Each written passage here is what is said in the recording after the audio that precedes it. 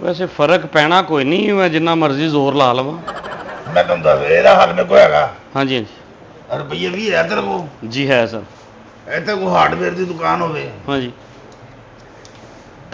है ਉਹਨਾਂ ਨੂੰ ਕੋਈ ਮੋਟੇ ਦਾਣੇ ਦਾ ਰੇਗਮਲ ਦੇ ਦਿਓ, ਰੇ ਤੇਰੇ ਆਸਾਨੀ ਹੋ ਜਾਏਗੀ। नहीं सर, तुसी जरा ये कि हुण तुसी आ गए हो साडे कोल, असीं तुहानूं एक वारी ते असीं सर तुहानूं बिल्कुल फिट करके भेजांगे ताकि तुसी उत्थे जाओ, ताकि अगले कहणगे भी तू आया वा। बैठो बैठो, ईजी ईजी, टेंशन नहीं लैनी, साडे को आए हो। है ना, तेनों पट्ठियां का मसला है जेह्ड़े बाप बारे नहीं कर नहीं नहीं, वो एक जरा एक वैसे फर्क पैना कोई नहीं, मैं जिन्ना मर्जी जोर ला लवा। मैं तुम दस ਇਹਦਾ ਹੱਲ ਮੇਰੇ ਕੋਲ ਹੈਗਾ।